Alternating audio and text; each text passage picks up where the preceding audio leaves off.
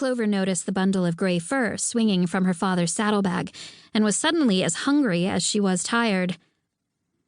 "Are you telling me that after 2 days of tending and a healthy baby against all odds, those settlers paid us with prairie rabbits?" Clover asked. "You would prefer to be paid with snails. They're poor, Kroshka," Constantine answered. "The poorest."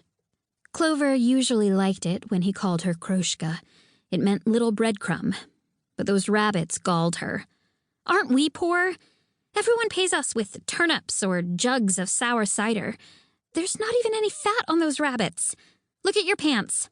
I've mended them so many times the seat looks like a quilt." Constantine sighed and shook his head. "This is why the tie's on my bonnet frayed and I switched to men's hats," Clover continued. He looked back at her under a cocked eyebrow. "I thought you preferred dressing like a boy." There was a tender smile half hidden under his mustache.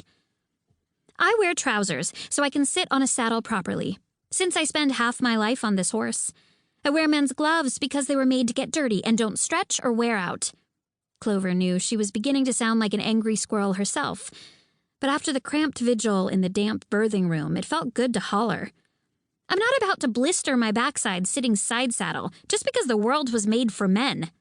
"As you wish," he said. It was just like her father to make her feel like she had chosen this life. "A Prague-trained surgeon could have real paying customers. If only we lived a little closer to New Manchester," she argued. "Or Brackenweed, or any city. We could have fresh milk every day and new clothes.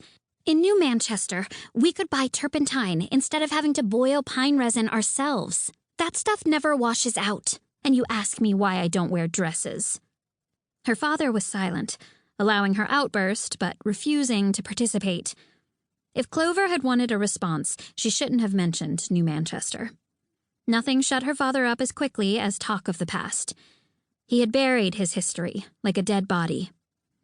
Clover had been a toddler when they left New Manchester and didn't remember a thing about it. "Cities are swollen with woe," Constantine was fond of saying. Because of his Russian accent, it sounded like swollen with woe. The true name of that woe was Miniver Elkin.